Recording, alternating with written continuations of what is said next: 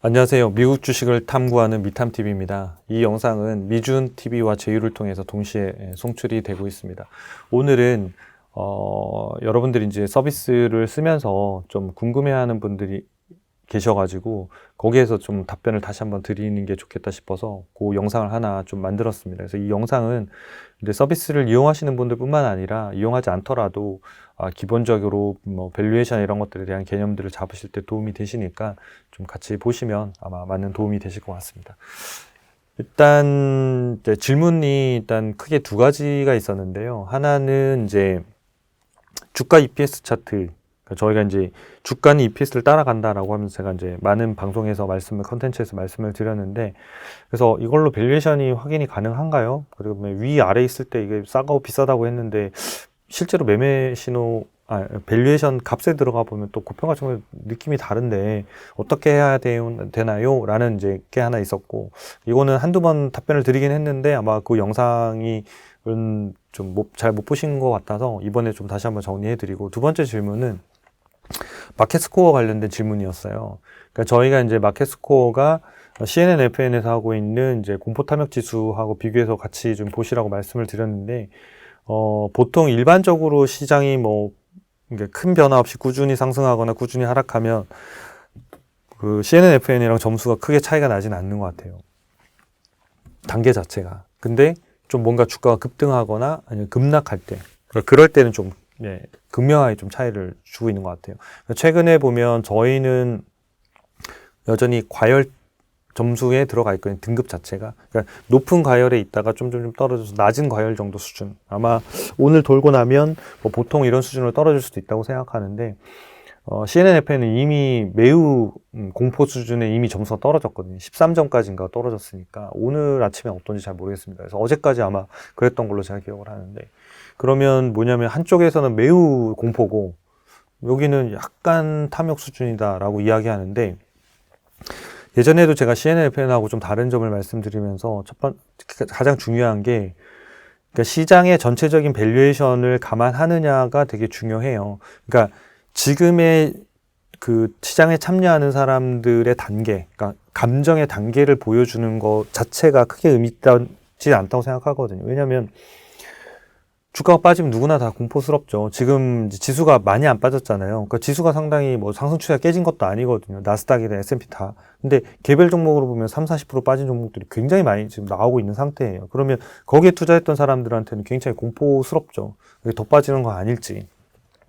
그러니까 그거 자체가 지금 이 시장 전체의 과열을 말하느냐, 이거하고는 조금 다른 문제라고 생각해요. 그래서 저희 그 마켓스코어에서는 시장 전체에 대한 밸류에이션을 반영하고 있기 때문에 여전히 지금은 조금은 과열 초기까지, 그러니까 과열이 좀 낮아진 상태, 그래서 시장이 평균으로 가고 있는 상태라고 일단 보여집니다. 그래서 그러니까 그럴 때 어떻게 매매하시면 그러니까 포트를 짜면 좋을지, 이런 질문이 있으셔서 크게 보면 그 두 가지에 대한 답변을 좀 드리도록 하겠습니다.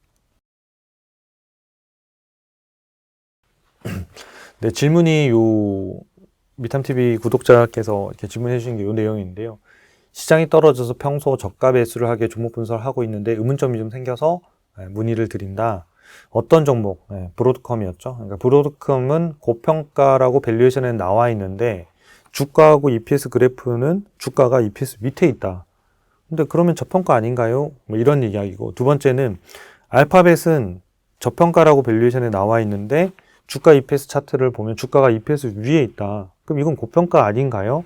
어떻게 해석을 하는 게 좋을까요? 라는 이제 문의를 주셨어요. 그래서 그냥 요 두 종목을 가지고 그냥 설명을 드리는 게 좋을 것 같습니다. 첫 번째, 이제 그림으로만 보면 요런 거예요. 지금 주가 EPS 차트를 보면 제가 이제 요 파란색 주가는 장기적으로 EPS를 따라간다라고 말씀을 드렸고, 이제 지금은 얘가 주가가 이렇게 뚫고 올라가서 위에 올라갔잖아요. 그러면 이거는 고평가 아닌가? 라고 이제 말씀하시는 거고, 밸류에이션 저희가 제공하는 데서 보면 여전히 지금 매우 저평가에서 올라와서 주가가 올라왔지만 여전히 저평가에 머물고 있는 상태거든요. 그러니까 밸류에이션은 저평가인데 얘는 점선이 올라가 있고, 이거 서로 좀 어떻게 해석해야 되나, 요가 핵심 질문이에요. 자, 일단은 두 개 차트의 목적이 다르다는 걸 일단 인식하십시오. 그래서 분명히 내가 밸류에이션을 보겠다라고 하면 그냥 밸류에이션 차트를 보세요. 주가 EPS는 그냥 밸류에이션 안 본다라고 생각하시는 게 더 이해하신 데는 좀 편하실 것 같아요. 내가 고평가냐 저평가를 볼 때는 그냥 밸류에이션 차트를 보세요. 그게 가장 정확합니다. 두 번째, 주가 EPS 차트는 무엇을 보는 거냐면 미래의 주가가, 그러니까 주가가 상승하려고 하면 EPS가 향후에 얼마나 성장할지, 그러니까 성장할지 멈출지 하락할지. 그럼 두 번째, 성장하는 속도, 그러니까 EPS 성장률이 더 빠를지에 따라서 이 주가가 방향성을 결정하는 거거든요. 그러니까 그 미래의 주가의 방향성을 보기 위해서 주가 EPS 차트를 보는 거지, 주가 EPS 차트 자체가 밸류에이션을 말하지 않는다는 거예요. 무슨 얘기인지 이해하셨죠? 그러니까 제가 이 밑에가 또 좋다라고 하는 이야기는 언제냐면 이 왼쪽하고 오른쪽의 값을 한번 보세요. 여기 지금 이 일직선으로 그려 있는 값을 보면 맨 위에가 300달러, EPS가 16달러예요. 이게 EPS하고 이 주가를 EPS로 나누면 이게 PER이거든요. PER. 그러니까 이 선 하나가 PER이에요. 다 관계가. 그러면 요 PER이 맨 위에는 18.75배고요. 두 번째는 요 250달러와 여기 250달러와 12달러하고 관계는 20배고 200달러하고 8달러는 25배. 밑에는 37배예요. 그러니까 이 선마다 전부 다 PER 배수가 다 다르다는 얘기예요. 그러니까 다르기 때문에 얘가 위에 있고 아래 있고가 크게 중요하지 않은 거예요. 그러니까 밸류에이션에서 이 주가하고 EPS 차트 의미가 있으려고 하면 이 왼쪽하고 오른쪽의 값이 거의 변화가 없거나 일치할 때 밸류에이션이라고 하는 게 작동하는 거예요. 얘가 위에 있고 아래 있고가 의미가 있을 수 있죠. 근데 왼쪽하고 오른쪽에 이 단계별로 값들이 이렇게 차이가 나면 얘가 위에 있다고 해서 고평가, 밑에 있다고 해서 저평가가 아니라는 거예요. 그래서 일단 그거를 정확하게 기억해 주시면 좀 덜 헷갈리실 것 같고, 결론적으로는 밸류에이션 차트를 보시는 게 제일 정확하다라고 다시 말씀을 드리고, 그 다음에 얘를 이제 왜 그 말씀을 드리냐면, 이해를 좀 돕기 위해서 말씀드리면, 지금 예를 들어서 여기를 볼까요? 12달러하고 250달러 기준을 보면 얘가 20배 정도의 일단 거래가 되고 있어요. 근데 만약에 우리가 그 밑에 있는 요 하단에 있었던 8달러하고에 있었던 거를 보면 25배예요. 그러면 주가 EPS가 12달러에 25배 수준을 맞추려고 하면 얘가 300달러예요. 그럼 여기를 지우고 원래는 300이 같은 배수로 하면 300이 돼야 되는 거예요. 위에는 16달러니까 25배, 얘는 400달러가 돼야 되는 거예요. 400. 그럼 현재 주가가 지금 276달러였단 말이에요. 그러면 얘가 300이고 400이면 주가는 어디에 그려지면 여기 어디에 그려지고 있을 거예요. 여기쯤. 그럼 점선 밑이네요. 그죠? 이렇게 되는 거예요. 그래서 무슨 얘기냐면 이 배수가 서로 다를 때는 기준점에 따라서 얘가 높이 그려지기도 하고 낮게 그려지기도 하기 때문에 이거의 점선이 위에 있냐 낮에 있냐 갖고 밸류에이션을 보시면 안 된다는 거를 다시 한번 말씀을 드립니다. 그래서 그게 의미가 있으려고 하면 배수가 같을 때 의미가 있다. 이렇게 좀 정리를 해드릴 수 있겠고요. 그래서 밸류에이션을 좀 보시면 좋겠다. 그 다음에 이제 두 번째를 좀 살펴볼게요. 브로드컴이에요. 브로드컴은 여기 보시면 얘는 또 양쪽이 똑같아요. 10, 800, 그러면 80배, 7.5, 600, 80배. 다 80배예요. 그러면 이거 자체가 의미가 있다. 그러니까 이건 밸류에이션 자체가 되고 있는 거예요. 그러면 브로드컴의 최근에 밸류에이션을 보면 어떤 식으로 움직였냐면 여기 지금 보시면 여기 점선하고 여기하고 딱 주가하고 마주친 데 있잖아요. 여기 점선하고 마주친 요 시점. 요 시점의 PER은 몇 배였을까요? 이게 80배가 되는 거예요. 왜냐하면 점선은 EPS고 이 실선 파란색은 주가잖아요. 이게 같다는 얘기거든요. 같다? 요 배수가 정확하게 마주쳤다는 거예요. 지금은 요게 마주치면 80배니까 얘가 80배라는 거예요.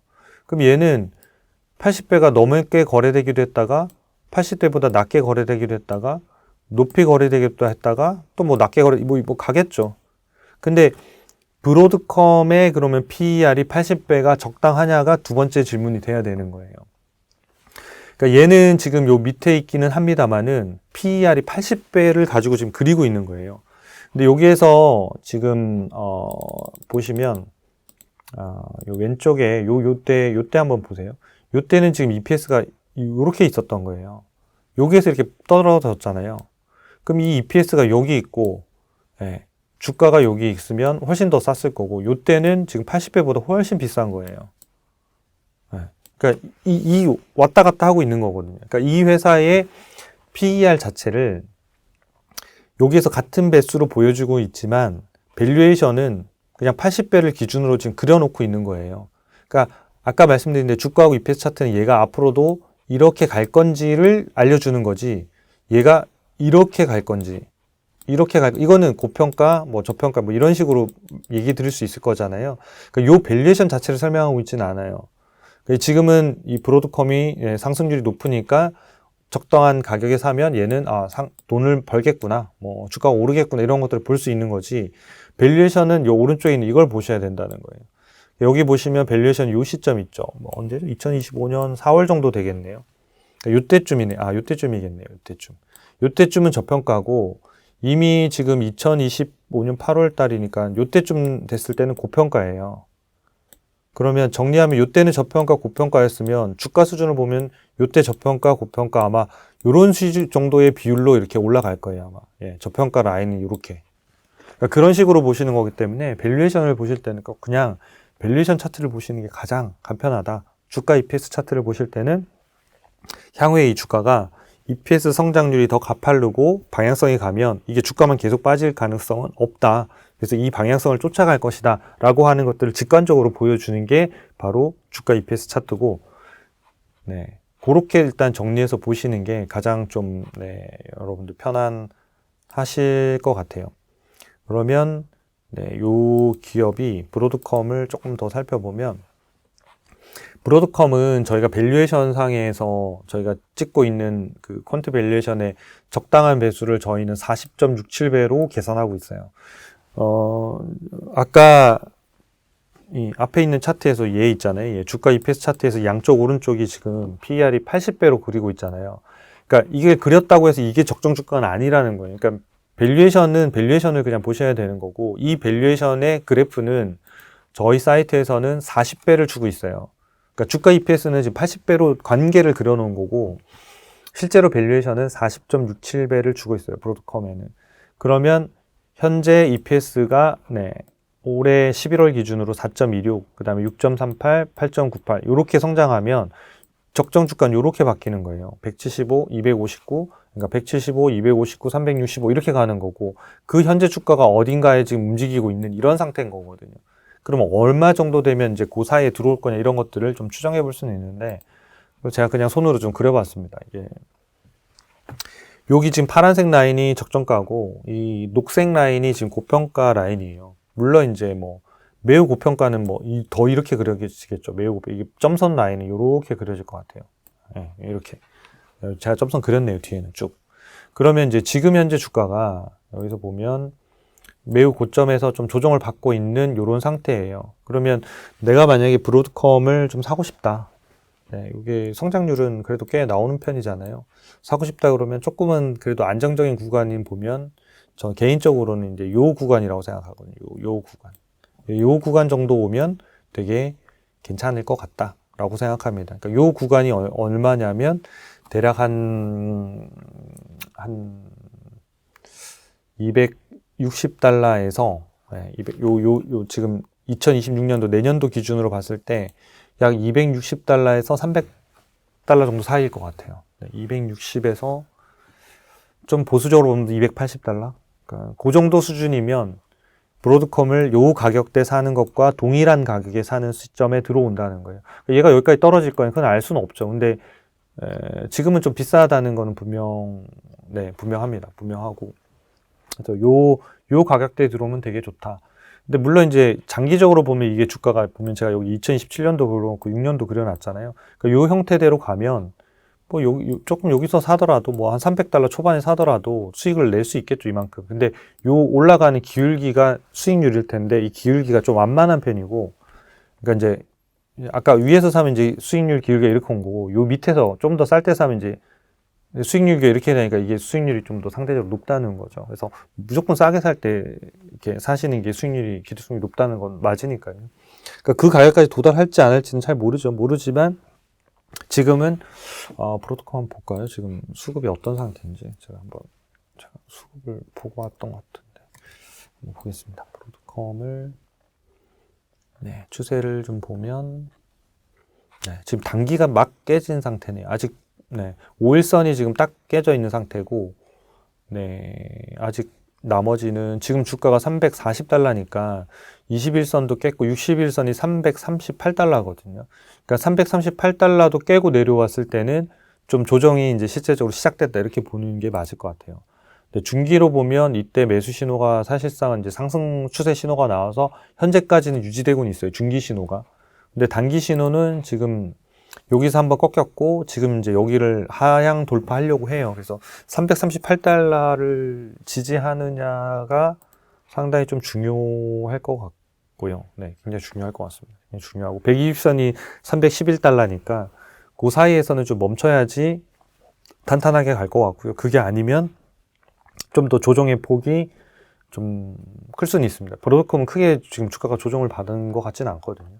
위에 보면 6개월 달에 주가 봐도 고점이 380 몇 달러, 여기가 주가가 385달러니까 지금 340달러니까 한 10% 정도밖에 조정을 안 받았으니까 다른 종목들에 비하면 굉장히 많이 잘 선방하고 있는 거죠. 잘 선방하고 있고 어쨌든 지금은 단기 추세가 좀 깨진 상태이긴 한데 이 부분을 좀 볼 필요가 있다. 깨지면 좀 더 조정을 받을 수 있는데 그 가격대가 한 250달러대에서 한 280달러 요 정도 선이면 되게 그래도 이렇게 상승률 대비, 그러니까 성장성 대비해서는 좀 좋은 가격대에 들어온다 이렇게 보면 좋을 것 같아요.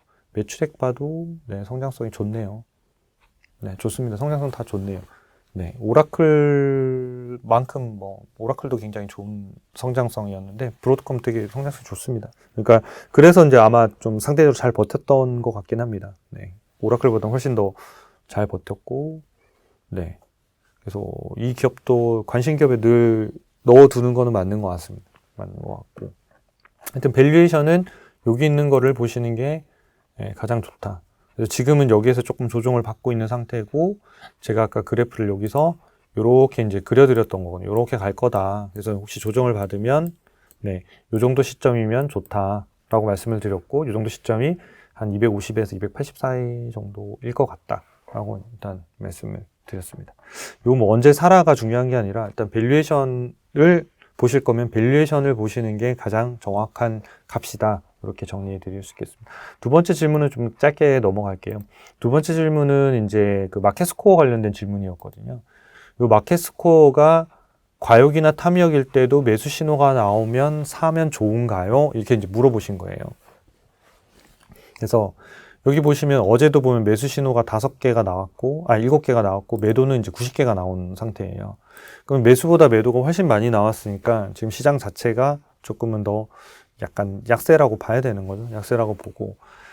그러면 이게 미국에 있는 상장되어 있는 기업이 5한 600개 정도가 되니까 어떤 날이라도 매수 종목이 0인 경우는 없어요. 1개든 2개든 나와요. 근데 여러분들이 전체적으로 종목을 많이 사야 되는 거는 마켓스코어에서 여기 공포에서 불안 단계로 보통 요도를 상승하면서 넘어갈 때 그때는 신호 나오는 대로 특히나 시가총액이 높은 애들은 그냥 쭈루룩 사도 거의 확률이 굉장히 높습니다. 그러니까 성공할 확률이 굉장히 높고요. 반대로 탐욕이나 과욕에 가면 이 신호가 잘 안 나와요. 왜냐하면 이미 나올 종목들은 다 나와서 보유 상태이기 때문에 끝물에 있는 애들이 거의 나오거든요. 그러니까 끝물에 있는 애들이 나오기 때문에 탐욕 단계에서 나오는 매수 신호 종목들은 그냥 웬만하면 스킵하시는 게 더 좋아요. 웬만하면. 왜냐하면 진짜 약간 이런 거죠. 약간 마른 수건 짜내는 거? 그러니까 어찌됐든 매수 신호가 나왔으니까 짜내서 나오긴 했는데 이미 다른 종목들은 다 올라와 있고 그러니까 얘한테도 매기가 흘러갔다라고 봐야지 되는 게 맞거든요. 그래서 기본적으로는 여기서 사시는 게 가장 좋다. 그러면 지금은 어떻게 하면 좋으냐? 눌러보시면 맨 밑에 눌러보시면 이제 마켓스코어의 1년 동안의 추이를 저희가 이렇게 보여드리잖아요. 그래서 작년 말에 이제 한번 이렇게 이 탑력 구간에 들어갔다가 얘가 쭉 해서 이 지금 공포 구간까지 빠졌거든요. 이때 주식을 사는 게 제일 좋죠. 이때 4월 며칠이잖아요. 이때가 저희 스코어로 이제 마켓 스코어가 처음에 이제 공포에 빠진 날이 4월 9일 며칠이죠? 4월 8일이네요. 4월 8일에 공포에 처음 빠졌고 이걸 벗어나는데 불과 한 달도 안 걸렸어요. 요 사이가 이제 주가가 제일 쌌고 그때 이후에 주가가 되게 많이 올랐죠. 가파르게 올랐고 그 다음에 이 위에 탑력 구간에 머무르는 구간도 상당히 꽤 길었어요. 보통은 탑력 구간에 머무르는 기간이 한 4주에서 6주 정도거든요. 길어야지 한 6주 정도 가는데 8주 이상 갔고 그래서 조정을 받았고 다시 지금 탑력 구간 갔다가 지금 다시 지금 보통에서 과역 구간 올라갔다 왔다 가고 있고 여기 있는 이 지금 현재 점수를 보셔도 여기 아까 과역 구간에서 약간 낮은 과역 구간까지 왔어요. 이제는 좀 보통으로 진입할 가능성이 상당히 지금 높고, 엔비디아가 이제 실적 발표 지금 하는데, 엔비디아 실적 발표에 따라서, 장세가 상당히 영향을 많이 받을 것 같아요. 그래서 그런 것들에 따라서 AI 뭐, 붐이나 거품로 이런 것들 많이 쓸 수도 있는데, 기본적으로는 조금은 더 조정을 받아야 되지 않을까라는 개인적인 생각은 있습니다. 그래서 지난번 영상에서 제가 이런 쇼핑 리스트 이런 것들을 시작한 이유도 뭐냐면 요런 구간이 좀 올 것 같은데 요런 구간들의 그러니까 요 구간이죠. 요런 구간.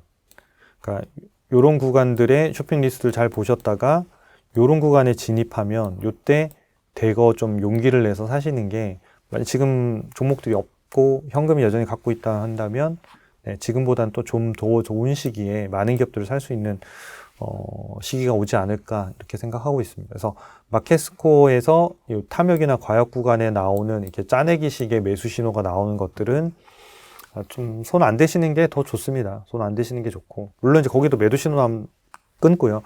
그 다음에 걔네들이 다 수익률이 뭐 안 나온다 이런 건 아니에요. 그 중에서도 계속 오르는 종목들이 나올 수는 있죠. 근데 이제 확률상 이런 거예요. 그러니까 내가 10개를 골랐을 때 2개가 성공하는 때와 10개를 골랐을 때 8개가 성공할 때 완전 다르잖아요. 그래서 이왕이면 요런 시기가 가장 성공 확률이 엄청나게 높고 요 시기에 매수 신호 나오는 것들은 뭐 가급적이면 안 보셔도 좋다. 그러니까 이때는 오히려 저희가 전략 자체를 위에서도 이렇게 보여드리지만 탐욕 구간에 들어오면 시장이 매우 과열된 상태고 이렇다. 그래서 가급적이면 신규 매수보다는 수익 실현과 현금 비중 확대를 하시면 좋겠다. 이렇게 얘기 드렸고 과역 구간에도 보면 고평가된 자산들은 좀 매도하자. 그래서 시장 변동성이 되게 높을 수 있기 때문에 좀 선별적인 투자. 내가 꼭 사야겠다는 종목들이 그 가격에 뭐 힌트를 줄 수도 있잖아요. 그러니까 그런 정도의 선별 능력이 있으시면 골라서 하시고 하지만 리스크 관리가 좀 필요하다. 그 다음에 얘가 지금 떨어지면서 가고 있는데 이 보통 구간은 뭐냐면 추세를 좀 강화하는 형태가 강합니다. 그래서 위에서 아래로 떨어질 때는 아래로 강화되는 경우가 많고요. 밑에서 올라갈 때, 즉 불안 구간에서 보통 구간 올라가면 이게 상승으로 해서 과역이나 이때까지 갈 가능성이 높고요. 만약에 위에서 탐욕에서 과역에서 보통까지 왔으면 보통이 잘 안 멈추고 더 하락할 가능성이 좀 있습니다. 그러니까 저는 개인적으로 여기로 가는 쪽이지 않을까로 일단 예상은 합니다. 근데 뭐 예상 틀릴 수도 있는데 저는 일단 그렇게 보고 좀 쇼핑 리스트들을 좀 한 20-30개 정도 세팅을 해놨다가 요런 구간, 공포 구간에 진입하면 그때부터는 뭐 많이 사야죠. 이때는 사기 되게 두렵지만 이때 공포 구간에 사고 조금 늦게 사시는 분들은 공포에서 벗어나서 딱 불안 초입으로 진입하면 그때는 좀 공격적으로 사셔도 상대적으로 수익률이 상당히 좋은 수익률을 낼 수 있다고 생각합니다. 그래서 마켓 스코어와 개별 종목에 대한 매수 신호는 이렇게 좀 활용하시면 여러분들이 좀 도움이 되실 것 같습니다. 이것으로 이 밸류에이션과 관련된 부분하고 마켓 스코어에 대한 내용을 마치도록 하겠습니다. 시청해 주셔서 감사합니다.